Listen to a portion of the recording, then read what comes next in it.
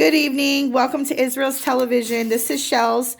On the last video, we spoke about the chosen ones. And in this video, we're going to go a little bit deeper into that and basically go over the 144,000. And what you probably don't know is that this is a prophecy that's actually repeated in several different cultures. In several different writings, it speaks of 144,000 that are supposed to come to earth and raise the earth's vibrations. So I actually have a couple things to read, a few things out of Wikipedia and a couple other websites that I was going to read in reference. And then as well as I just have a couple Bible verses. So I hope you guys do enjoy this video, and now we're going to get into it.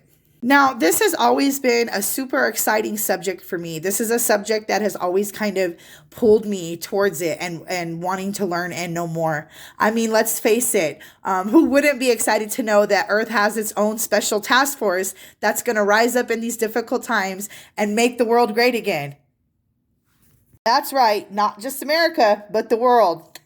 So let's get into this reading. The first couple pages I'm going to be reading are actually going to be from Wikipedia. And then I have something from SethBalthazar.com. And then I have something from WordPress.com. And then within the readings, there's a couple different references that I'll reference as I'm reading it.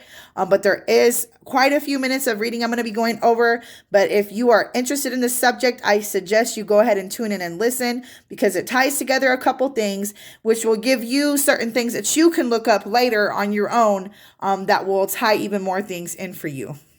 So in this first read, we're going to go over a couple different prophecies like the Hopi and the Mayan, and then a little bit in Revelations out of Wikipedia. And then it's going to go into tying in like the 144,000. So here we go. The ninth and final sign of destruction is described by white feather. You will hear of a dwelling place. By the way, this is as part of the Hopi prophecy. You will hear of a dwelling place in the heavens above the earth that shall fall with a great crash. It will appear as a blue star. Very soon after this, the ceremonies of my people will cease. This idea of the blue star Kachina making the end of all Hopi rituals is reflected in Waters' book, or the Book of the Hopi, in which he states, the end of all Hopi ceremonialism will come when a Kachina removes his mask during a dance in the plaza before uninitiated children. This absence of Hopi ceremonialism will coincide with the destruction of the fourth world. Waters suggests that World War III will begin and the United States will be ripped apart by war, leaving only the Hopis and their homeland intact. The war of the end of the world is described by Waters as a spiritual conflict with material matters. According to Hopi prophecy as reported, shortly after the blue star Kachina is visible to all and the day of purification is realized, the true white brother will come to earth in search of Hopi, who steadfastly adhere to their ancient teachings. It is said that if the true white brother fails in his mission and is unable to find an uncorrupted men and women, that the earth will be completely destroyed and none will be spared. However, if successful in bringing the symbol and finding those who will still follow the true Hopi way of life, the world will be created anew and all the faithful will be saved from destruction. Overview. According to the Hopi legend as reported by writer Frank Waters, at the beginning of time, Tawa, the creator, created his nephew, Sotu King, forgive me on these pronunciations, to construct places for life out of nothingness. Sotuknang created 9 universes or worlds, one for Tawa, which is the creator, one for himself, and 7 others for additional life. The first 3 of these worlds have already been inhabited and subsequently destroyed due to the corruption and wickedness of man. Each time one of the worlds is destroyed, the faithful Hopi are taken underground and saved from destruction to later emerge and populate the next world. Okay, now we're going to get into a little bit of what the Mayans were talking about. Mind you, we're going to tie in the 144,000 later. This is just the different prophecies, basically already prophesying that there was going to come a time of destruction, but after the destruction, there's supposed to be a time of newness. So As we know, the Mayan prophecy ties into the 2012 phenomenon. Again, this is from Wikipedia as well. The 2012 phenomenon was a range of eschatological beliefs that cataclysmic or transformative events would occur on or around December 2012. This date was regarded as the end date of a 5,126-year-long cycle in the Mesoamerican long count calendar, and festivities took place on the 21st of December to commemorate the event in the countries that were part of the Maya civilization, such as Mexico, Guatemala, Honduras, El Salvador, with the main events in Chichen Itza in Mexico and in Tikal in Guatemala. Apologies if I did not say that correctly. Various astronomical alignments and numerological formulae were proposed for this date. A New Age interpretation held that the date marked the start of a period during which Earth and its inhabitants would undergo a positive physical or spiritual transformation. Like I said, that's not the end, it's just the beginning. And that 21st December 2012 would mark the beginning of the new era. Others suggested the date marked the end of the world or similar catastrophe. Scenarios suggested for the end of the world included the arrival of the next solar maximum and an interaction between Earth and the supermassive black hole, or Earth's collision with the mythical planet Nibiru. Now, I'm going to say this, and this will probably be another video. Those things that they can't cover up, they usually try to put off as myth or fiction, just to say that, and I'm going to keep going. Now, this is also from Wikipedia, and this is just a little tidbit on the legend of the Rainbow Warriors. And this is actually considered a folktale, but like I said, I believe there's truths in a lot of things, even in some of these folklore writings. So I'm just going to go ahead and read some of this. It's called The Legend of the Rainbow Warriors. It usually is alleged by adherents to be Cree or Hopi mythology. So this allegedly ties in with some of the Hopi myth. Or prophecy, I should say.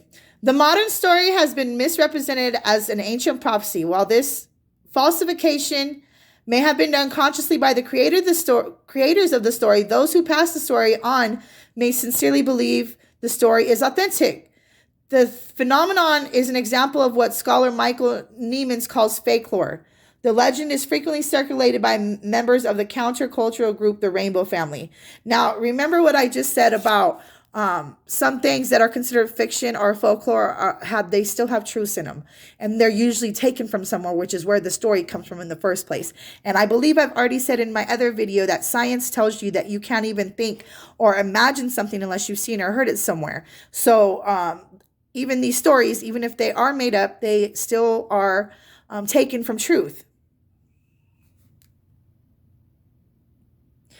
While there are variations on the theme, especially as it has become popularized in internet memes, the common thread in all versions of the story is that a time of crisis will come to the earth, that people of many races will come together to save the planet, and it always erroneously credited as being a Native American or First Nation prophecy.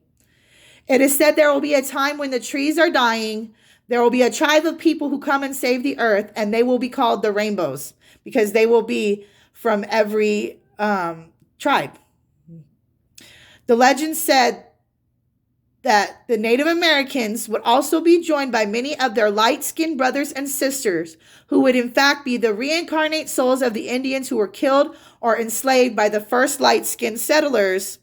It was said that the dead souls of these first people would return in bodies of different colors, red, white, yellow, and black, together and unified like the colors of the rainbow. These people would teach all of the other peoples of the world how to have love and reverence for Mother Earth, of whose very stuff we human beings are also made of. Now, I don't know about you, but that seems more true than some of the other books that I've read. And it's something that some of us are living now, even me personally, and some of the history that I've come across even within my own bloodline, and the forgotten ancestors of mine, and the things that have happened. Anyways, I'm going to keep going because I can go all over the place. Now I'm going to read out of Wikipedia about some of the things on the Book of Revelation. The book of Revelation is the final book of the New Testament and consequently the final book of the Christian Bible. Its title is derived from the first word of the Koine Greek text, apocalypsis, meaning the unveiling or revelation. So revelations actually means the unveiling. The book of Revelation is the only apocalyptic book in the New Testament. It occupies a central place in Christian eschatology.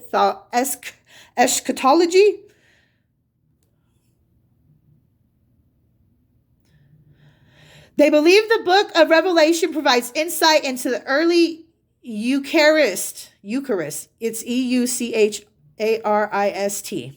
I will try to look that up.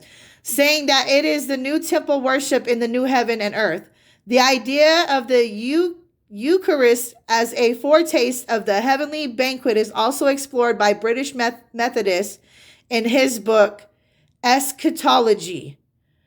According to Pope Benedict, some of the images of Revelation should be understood in the context of the dramatic suffering and persecution of the churches of Asia in the first century.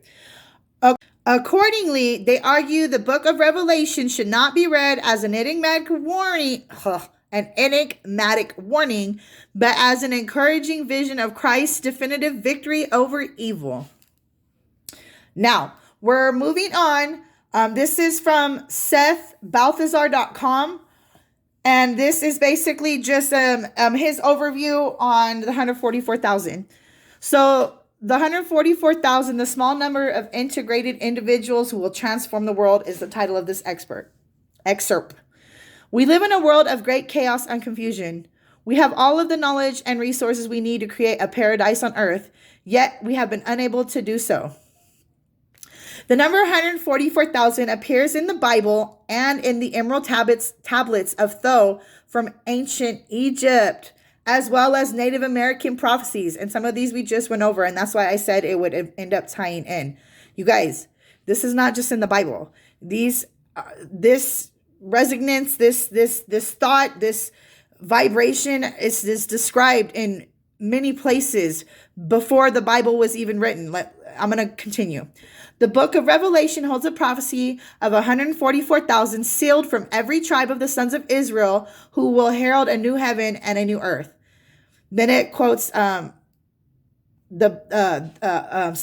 out of Revelation. So this is in the book of Revelation. It says, "Then I looked, and behold, on Mount Zion stood the Lamb, and with him 144,000 who had his name and his father's name written on their foreheads. And I heard a voice from heaven like the roar of many waters and like the sound of loud thunder. The voice I heard was like the sound of harpists playing on their harps. And they were singing a new song before the throne and before the living creatures and before the elders. No one can learn that song except for the 144,000 who had been redeemed from the earth." The 144,000 is a symbolical, numerical representation of the approximate number of individuals of unity consciousness required to radically transform the earth. It is a mythical and metaphorical number for the amount of human beings required to be inwardly awake and liberated in themselves, whose light will then rapidly spread to the whole world. In a world of 7.7 billion people, 144,000 is a small number. Yet it is always the brave few pioneers who lead the way and discover new lands and create new possibilities within the consciousness of the civilization. 144,000 is only 0.0019% of humanity. That is about 1 out of every 50,000 people. Roughly 144,000 people living in unconditional love will transform humanity. 144,000 people who are boldly living their truth and taking action in their daily life will create a new heaven and a new earth. These forerunners, these examples of new consciousness, these holders of light frequency are awakening themselves and awakening those around them. They are the heralds of a new dawn for man. "'Twas the souls of my children, 144,000, approaching our palace with joyful compassion. The anthem of brotherhood that echoed below still rings clear through these valleys. The solstice ode to joy from the legend of ancient days, a timeless epic hope. That is at www.sanatkrishna.com. sanatkumara.info. Long before Jesus' Galilean mission, Earth had already become so polluted by fallen influences that the planet could no longer be spiritually and physically sustained. This is where the story of Sanat Kumara and the 144,000 volunteers from Venus comes in. Again, that's at www.sanatkumara.info. The Sanat Kumara and the 144,000 build Shambhala and save the earth, paving the new way for a new golden age. According to certain esoteric, mystic, and Gnostic traditions, Sanat Kumara, which is eternal youth in Sanskrit, and the 144,000 souls from planet Venus come to Earth in her darkest hour to hold the light of God. Sounds familiar, doesn't it? Notable beings in the 144,000 includes Jesus, Gautama, Buddha, and Maitreya Buddha. I hope I'm pronouncing. Now, this is all within the same link, but this is going to kind of explain something about the Mayan calendar that we were reading on earlier. It says a Baktun is 20 Katun. Baktun is 20 Katun. Cycles of the ancient Mayan long count calendar. It contains 144,000 days or 400 turns or nearly 400 tropical years. The classic period of Maya civilization occurred during the 8th and 9th Baktuns of the current calendrical cycle. The current 12th Baktun will end or be completed December 12, 2012. We went over that as well. This also marks the beginning of the 13th Baktun. As such, a term is usually used among Mayanists. Truly unconditional love cannot exist in the dimension of 3. It can only be imagined but not grasped. But the Ascension brings in higher frequency and true graduation to higher love. And this is www.earthkeeper.com. And it also says there are supposedly 144,000 casing stones in the Great Pyramids of Egypt. You guys got to remember everything ties in, like numbers, vibrations. Like there's all these puzzle pieces from the different things that we go over are all going to tie into each other. And that's how you know it's God. But and here is...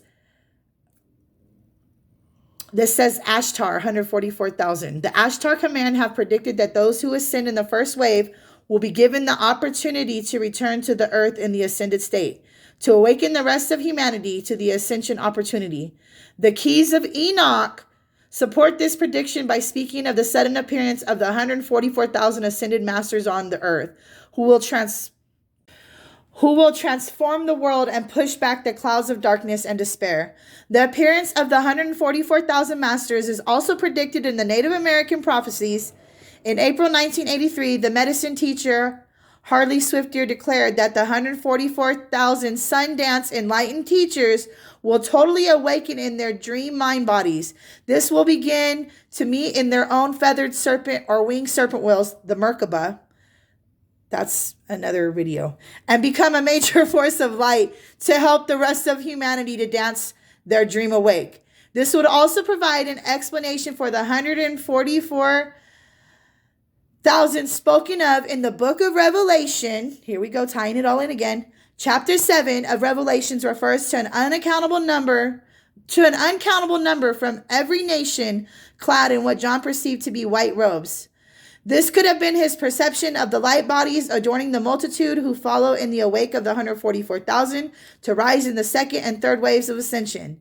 John also said that these were the ones who had been cleansed by the time of great distress, which is where we're at right now. A 7-year period. Remember, I said this is the 7 before the 7, another video of great tribulation. This would correspond to the natural disasters that have been predicted as necessary in order for the earth to cleanse herself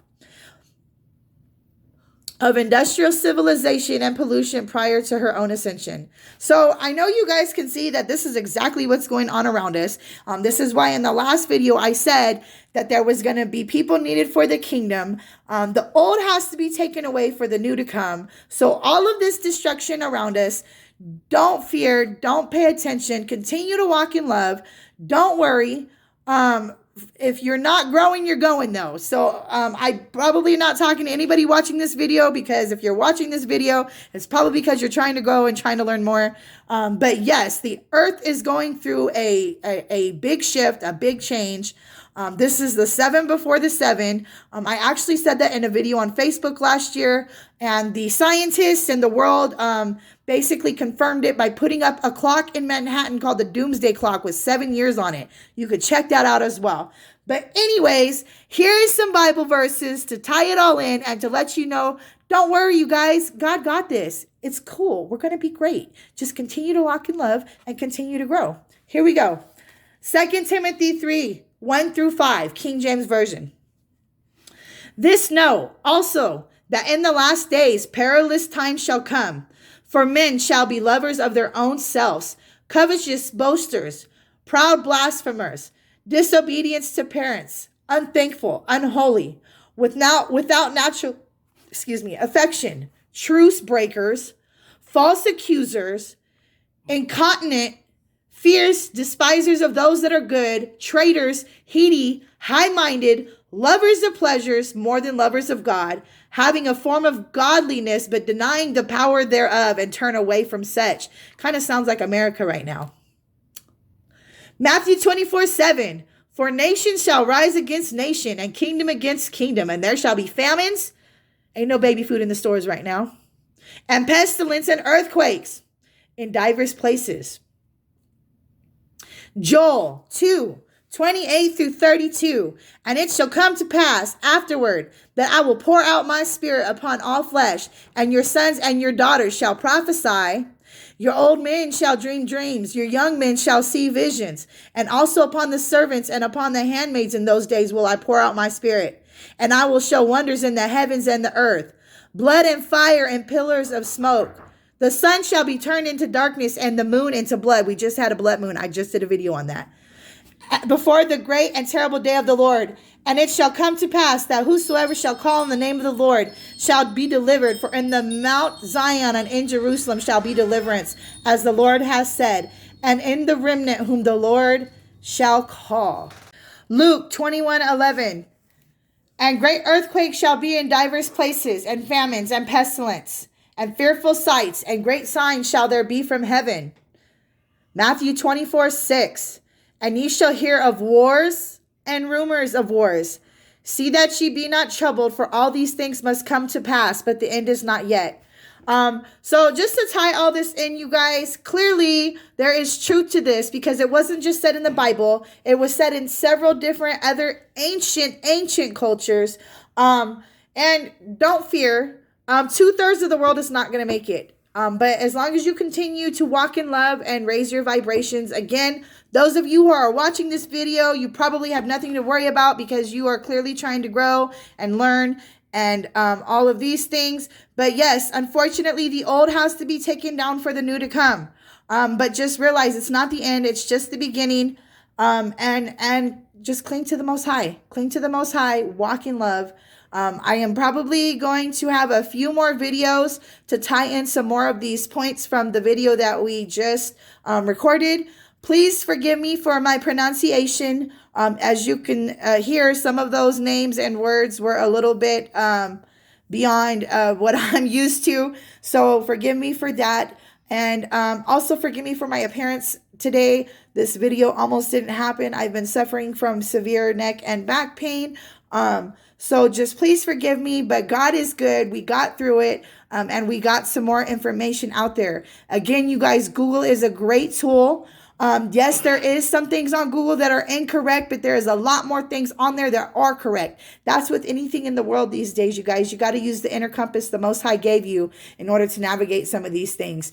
But again, the truths are repeated, as well as they will resonate with your soul, because your soul already knows. It's your human eyes that have to come back to the truth within the unveiling, as it says that Revelations even means. So again, thank you for tuning in. I hope you liked it. Don't forget to like and subscribe and shine your lights. Until next time.